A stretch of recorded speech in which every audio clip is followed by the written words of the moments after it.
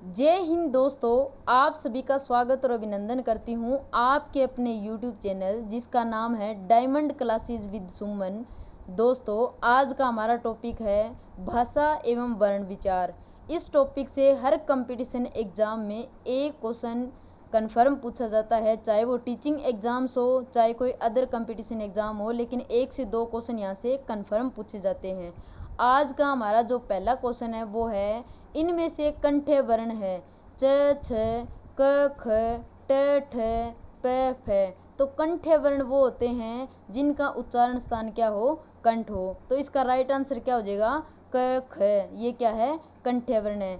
ये जो च और छ है ये तालव्य वर्ण है, ट और ठ है वो मूर्धन्य वर्ण है, और प और फ है वो क्या है, औष्ठ्य वर्ण है। अगर आपसे एग्जाम में ये पूछ लिया जाए कि कंठ्य स्वर कौन से होते हैं, तो ये 2 होते हैं, ए और आ, और विसर्ग भी क्या है, कंठ्य व्यंजन में आते हैं। और अगर ये पूछ लिया होता कि कंठ्य व्यंजन कौन से हैं, तो क वर्ग पूरा क्या होता, कंठ्य व्यंजन होता।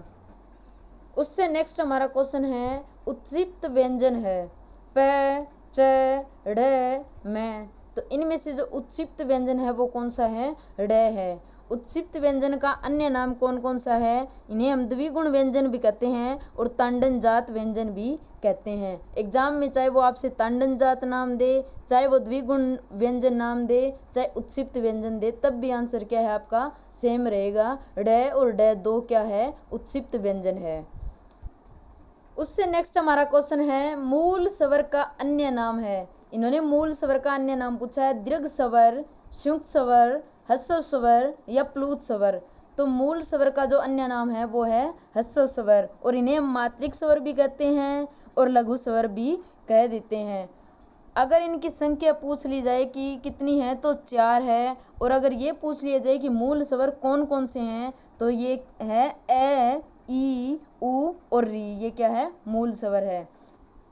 उससे नेक्स्ट क्वेश्चन है हमारा, अंतस्थ व्यंजन है स, है, य, र, ल, व, अक्षय, त्र्य, अज्ञ, श्रेय, क, ख। यहाँ पे ग होना था, ये मिसप्रिंट है, और घ।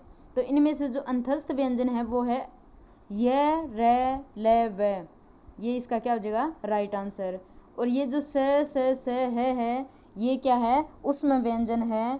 और ये जो अक्षय, त्र्य, अज्ञ और श्रेय है ये क्या है, संयुक्त व्यंजन है। और जो क, ख, ग, घ है ये कंठ्य व्यंजन है। उससे नेक्स्ट क्वेश्चन है हमारा, दीर्घ स्वर कितने हैं, यानी कि दीर्घ स्वर की संख्या पूछी है, 11, 4, 5 या 7। तो दीर्घ स्वर है वो संख्या में कितने होते हैं, 7। अगर एग्जाम में ये पूछ ले कि ये कौन कौन से हैं, तो ये होते हैं आ, ई, उ, ए, ऐ, ओ, औ। इस तरह से ये क्या है, कुल 7 होते हैं। अगर ये पूछ ले कि दीर्घ स्वर होते कौन से हैं, तो लघु स्वर से दुगना समय जिनमें लगी या 2 मात्रा का समय लगे उन्हें हमें दीर्घ स्वर कहते हैं। दीर्घ स्वर के अन्य नाम भी है, जैसे द्विमात्रिक स्वर हो गया, मिश्रित स्वर भी इन्हें कहते हैं, संयुक्त स्वर भी कहते हैं, और संधि स्वर भी कहते हैं, और इनको गुरु स्वर भी कहा जाता है। तो एग्जाम में कोई भी वर्डिंग दे के पूछ ले तो आपको पता होना चाहिए कि दीर्घ स्वर के अन्य नाम कौन कौन से हैं, इनकी संख्या कितनी है और ये कौन कौन से होते हैं।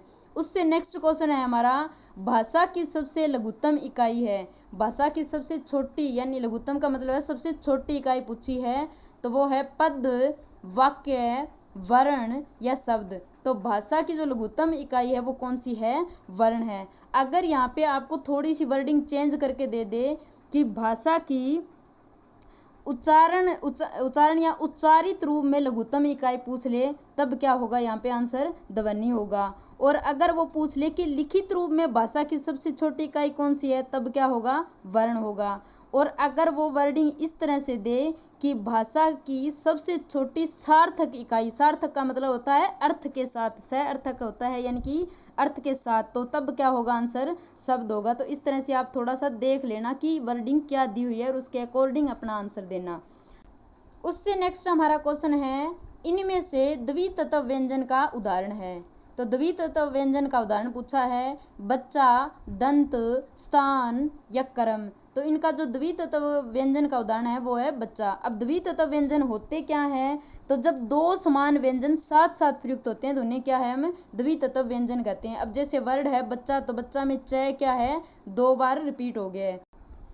उससे नेक्स्ट क्वेश्चन है हमारा, इनमें से दंतोष्ठ्य वर्ण है। दंतोष्ठ्य वर्ण वे होते हैं जिनका उच्चारण स्थान क्या है, दांत और होठ से होता है, तो वो क्या होते हैं, दंतोष्ठ्य वर्ण होते हैं। तो इन्होंने ऑप्शन दे रखे हैं र, क, व और द। तो इनमें से जो दंतोष्ठ्य वर्ण है वो क्या है, व है। इसके अलावा फ भी क्या है, दंतोष्ठ्य वर्ण ही होता है। ओके दोस्तों, आज की वीडियो में बस इतना ही। मिलते हैं नई वीडियो में एक नए टॉपिक के साथ, तब तक के लिए धन्यवाद।